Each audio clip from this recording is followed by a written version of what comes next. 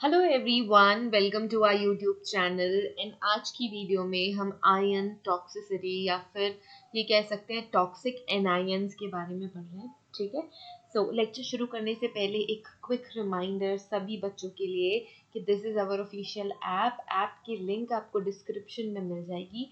वो सारे के सारे बच्चे जो यूजी प्रोग्राम्स में एंट्रेंस यूजी प्रोग्राम में फोरेंसिक साइंस यूजी प्रोग्राम्स मतलब BSc and MSc integrated course जो स्पेशली अभी एनएफएसयू की क्लासेस चल रही हैं, आप वो ले सकते हैं। सो वो सारे बच्चे जो कि अभी 12th की एग्ज़ाम दे रहे हैं या फिर जिन्होंने लास्ट ईयर 12th की एग्ज़ाम प्रीवियस ईयर मुझे कहना चाहिए, सो प्रीवियस ईयर जिन्होंने 12th की एग्ज़ाम दी थी और वो एनएफएसयू की प्रिपरेशन कर रहे हैं, वो ये कोर्सेज ले सकते हैं जिसमें आपको क्लासेस मिल जाएंगी, स्टडी मटेरियल, एमसीक्यू सारा कुछ मिल जाएगा। Overall preparation for NFSU entrance examination. वो बच्चे जो PG post graduation forensic science के डिफरेंट कोर्सेज में एनएफएसयू से करना चाहते हैं, वो क्लासेस भी चल रही हैं। तो अगर आप पीजी के लिए अप्लाई कर रहे हैं तो क्लासेस ज्वाइन कर सकते हैं। Video lectures, PDF study material, unit या chapter wise you can say, या फिर यूनिट वाइज और you can say topic wise MCQ आपको मिलेंगे, साथ ही साथ मॉक टेस्ट भी मिलेंगे।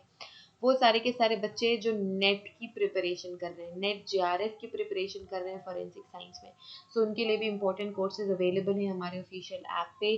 सो स्टडी मटेरियल कोर्स है, कंप्लीट कोर्स है, मॉक टेस्ट हैं, सारी चीज़ें अवेलेबल है हमारे ऑफिशियल ऐप में। स्टोर में क्लिक करना है एंड देन आपको अपना स्पेसिफिक कोर्स चूज करना है। इसके साथ ही साथ साइंटिफिक असिस्टेंट के कोर्सेज,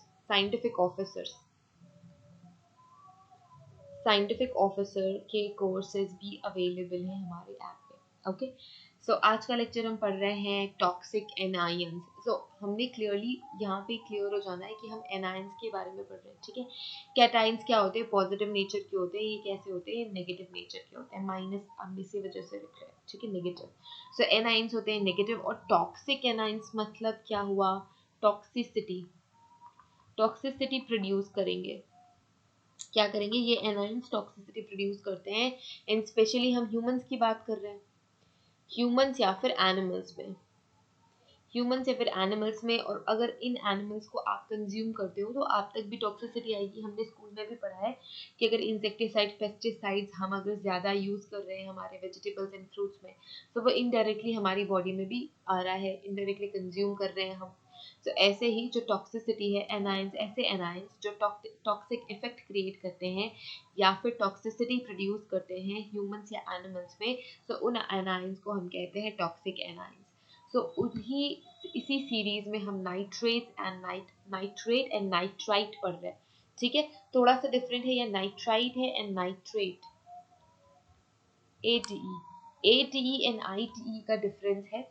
सो यहाँ पे स्पेलिंग का स्मॉल सा डिफरेंस है, इन केमिकल स्ट्रक्चर में भी डिफरेंस है। तो हम देखेंगे दोनों ही टॉक्सिक सब्सटेंस है, आप ये कह सकते हो टॉक्सिक एनायंस है। यहाँ पे माइनस आयन आपको दिख रहा होगा, ये माइनस आयन क्या शो कर रहा है कि ये एनायन है। ओके, सो बेसिक समझते हैं, नाइट्राइट क्या है, फिर समझेंगे नाइट्रेट क्या है, टॉक्सिसिटी समझेंगे, क्या क्या टॉक्सिसिटी क्रिएट करते हैं ये एनायंस, ये समझेंगे। नाइट्राइट क्या होता है, नाइट्राइट NO-2, ये इसका केमिकल कंपोजिशन आप ये कह सकते हो। It is a symmetric anion. Symmetric मतलब एक सिमेट्री है, एसिमेट्रिकल नहीं है, सिमेट्रिक एनायन है विथ केमिकल नेम नाइट्राइट। इसका केमिकल नेम नाइट्राइट है। ये कैसा एनायन है, सिमेट्रिकल एनायन है। ठीक है, सिमेट्रिकल मतलब एक सिमेट्री फॉलो करता है। It is also called as a nitrite anion or nitrite ion or nitrite anion. So anion हम स्पेसिफाई कर रहे हैं, अदरवाइज हम आयन भी कह सकते हैं। जब फॉर एग्जाम्पल प्लस और माइनस हो जाता है तो ये आयन्स है, ओवरऑल ये आयन्स है। Let's say NaCl, so Na plus Ca minus होता है, सो सोडियम भी एक आयन है, क्लोरीन भी एक आयन है। फाइन, सो आप क्लोरीन को एनायन कह सकते हो, क्लोरीन एनायन कह सकते हो, और सोडियम को सोडियम कैटायन कह सकते हो क्योंकि प्लस है।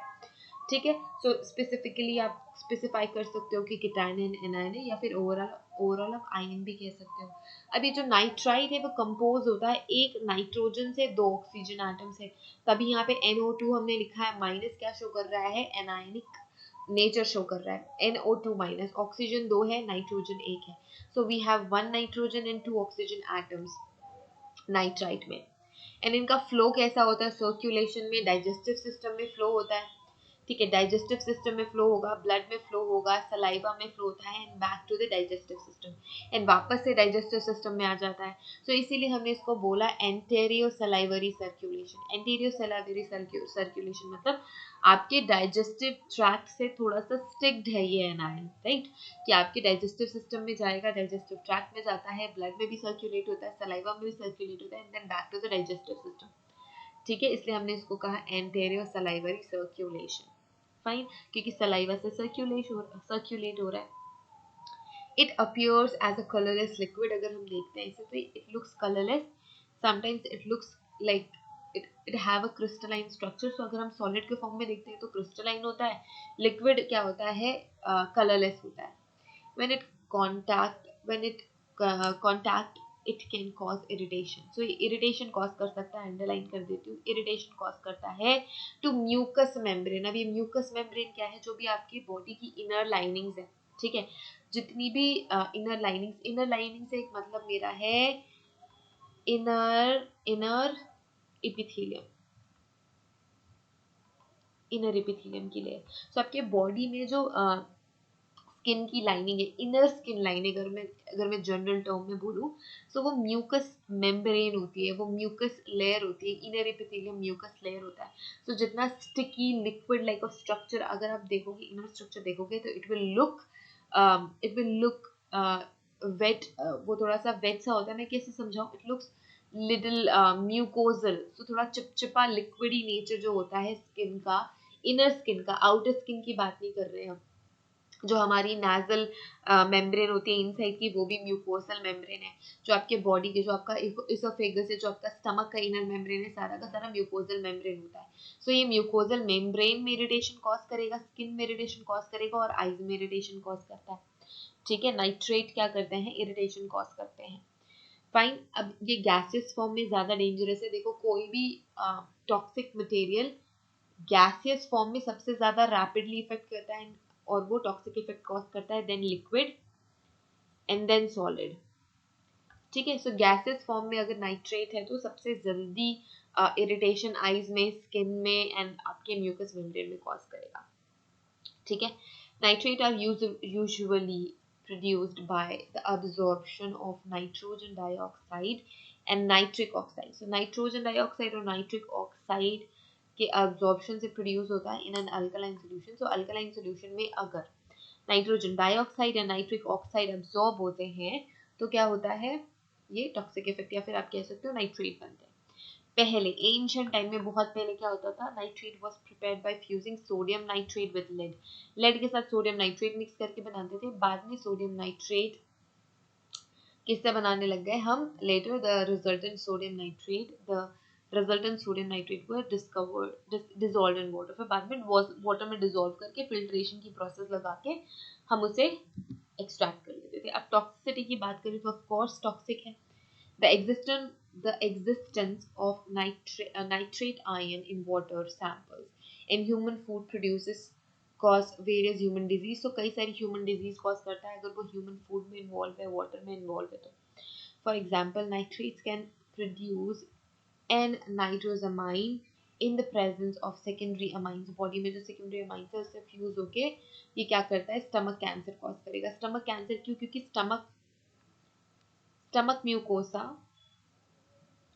स्टमक म्यूकोसा को इफेक्ट करता है, उस पर अफेक्ट करता है, ठीक है।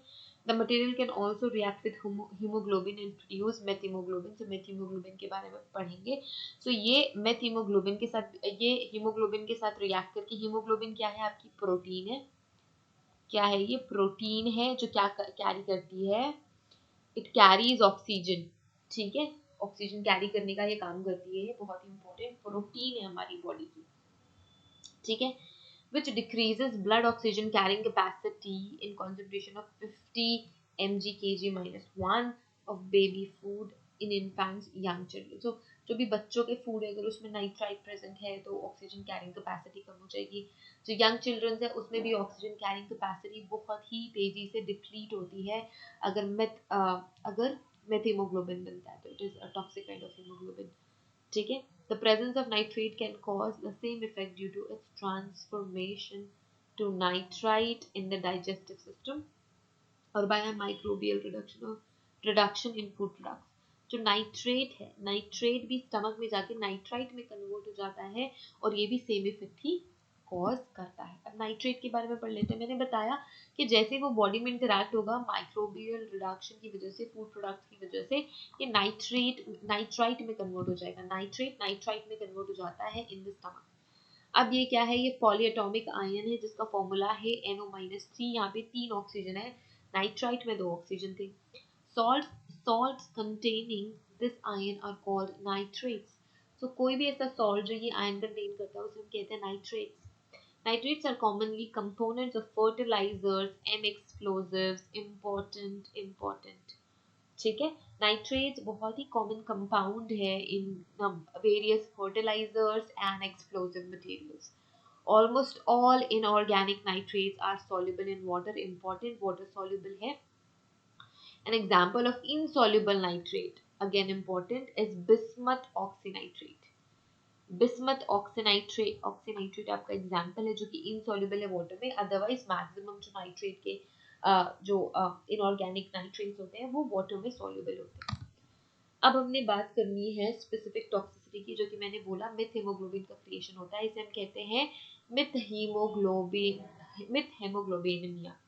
ठीक है. एनीमिया हो रहा है. एनीमिया मतलब आपकी ऑक्सीजन कैरिंग कैपेसिटी कम हो रही है एंड मेथ हेमोग्लोबिन का प्रोडक्शन हो रहा है. सो इस वजह से हमने बोला मेथ हेमोग्लोबिन. ये acute it is acute acquired methemoglobinemia is the most important adverse health effect caused by excessive nitrate or nitrite exposure.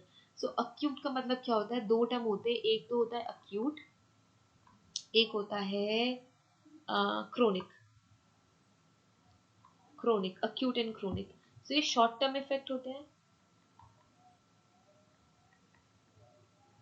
ये होता है लॉन्ग टर्म. ठीक है. सो यहाँ पे हम अक्यूट एक्वायर्ड मेथीमोग्लोबिन की बात कर रहे हैं कि अगर आप रिसेंटली नाइट्रेट्स या नाइट्राइट के एक्सपोजर में आते हैं तो मेथीमोग्लोबिन होते हैं और बहुत ही एडवर्स आपके हेल्थ इफेक्ट्स आते हैं. Humans are subjected to nitrate toxicity with infants being specially vulnerable. So छोटे बच्चे ज़्यादा vulnerable हैं, right? छोटे बच्चे ज़्यादा ज़्यादा sensitive होते हैं. ठीक है. So due to nitrate metabolizing triglyceride present in higher concentration than the other stages of development. क्योंकि बचपन में बच्चों में क्या होता है, जो नाइट्रेट मेटाबोलाइजिंग ट्राइग्लिसराइड होते हैं वो एडल्ट्स के कंपैरिजन में बच्चों में ज़्यादा होते हैं. इसी वजह से ज़्यादा वनरेबल बच्चे हैं, है ना. ज़्यादा डेंजरस बच्चों के लिए है, इन्फेंट्स के लिए है. Methaemoglobinaemia is in infants known as blue baby syndrome. Underline कर लो, बहुत ही इंपॉर्टेंट टर्म है. तो बच्चों में ये ब्लू बेबी सिंड्रोम कहलाता है क्योंकि बच्चे ब्लू हो जाते हैं. ब्लू क्यों हो जाते हैं? क्योंकि ऑक्सीजन कैरिंग कैपेसिटी डिप्लीट हो गई है. तो फिर जैसे कि आप देखोगे जो डीऑक्सीजनेटेड ब्लड कैरी करती है कैपिलरीज, वो कैसे दिखती हैं? ब्लू दिखती हैं. तो बच्चों में भी जब ऑक्सीजन कैरिंग कैपेसिटी कम हो गई है तो उनकी कैपिलरीज ज्यादा ब्लू दिखेंगी क्योंकि डीऑक्सीजनेटेड ब्लड ज्यादा है. ठीक है. Although nitrate in drinking water were once thought to be a contributing factor, where now significant scientific doubts are there कि ये blue baby syndrome के लिए कैजुअल लिंक है या नहीं है, but it causes blue baby syndrome. यही ही हम कंसीडर करके चलते हैं. कार्डियोवेस्कुलर इफेक्ट, दिल पे क्या इफेक्ट पड़ता है? हाइपोटेंशन. हाइपोटेंशन मतलब लो बीपी. हाइपो मतलब लो, हाइपर मतलब ज्यादा. ये सबसे ज्यादा देखे जाने वाला कार्डियोवेस्कुलर इफेक्ट है. ठीक है. रिप्रोडक्टिव इफेक्ट में क्या होता है? अनीमिया हो सकता है. ठीक है. प्रीमेच्योर लेबर हो सकता है. प्रीमेच्योर बेबी का बर्थ हो सकता है. ठीक है. सो ये सारी चीजें आपकी हो सकती हैं. प्रीक्लैम्सी अब ये हो सकता है. सो ये मेडिकल टर्म्स है, मेडिकल सिचुएशंस है जो कि नाइट्रेट एंड नाइट्राइट टॉक्सिसिटी से होते हैं. मेटरनल एक्सपोजर मतलब माँ का अगर एक्सपोजर होता है इन्वायरमेंटल नाइट्रेट या नाइट्राइट से, so it will there will be an increase of risk of pregnancy complications. So pregnancy complications होते हैं. कार्सिनोजेनिसिटी मतलब कार्सिनोजेनिक तो है ही, कैंसर क्रिएट करने की कैपेसिटी होती है. सो कई सारी स्टडीज ऐसी हैं जो कि हम जिसने ये हमें बताया है कि nitrates and nitrites which is used as a preservatives and color enhancing agents in meat. सो बहुत सारे ऐसे एलिमेंट्स हैं जिनमें कलर एनहांसिंग एजेंट्स के तौर पे यूज़ होते हैं, एज अ प्रिजर्वेटिव यूज़ होते हैं। अगर इनकी टॉक्सिसिटी होती है तो कैंसर कॉज करने की कैपेसिटी नाइट्रेट्स एंड नाइट्राइट्स में होती है। Nitrates can react with amino acids to form nitroamines, which have been reported to cause cancer in animals, and इसकी वजह से ही स्टमक कैंसर के चांसेस होते हैं। Elevated risk of cancers of esophagus के कैंसर हो सकते हैं, nasopharynx, bladder, colon and prostate, thyroid have been reported. So देखो इन सब में म्यूकोजल लाइनिंग होती है एंड थिक लाइनिंग होती है। सो जहाँ पे भी ज़्यादा म्यूकोजल लाइनिंग होगी वहाँ के कैंसर होने का खतरा सबसे ज़्यादा होता है। ठीक है, सो ये थे कुछ आपके टॉक्सिक इफेक्ट्स। एंड हमने क्या पढ़ा, नाइट्रेट्स एंड नाइट्राइट्स हमने पढ़ा है कि टॉक्सिक एनायंस है। आई होप ये सारे जो पॉइंट्स थे वो क्लियर होंगे। अगर कोई भी डाउट है तो you can just comment down your doubts and हम वो ज़रूर एड्रेस करेंगे। Thank you so much everyone for watching this video. Have a great day ahead. See you guys in the next video where we will discuss few more uh, like anions and cations. So basically I should say ions, where we will discuss more ions which is toxic in nature and their um, important characteristic feature. Okay. Thank you so much everyone. See you in the next video. Till then, take care.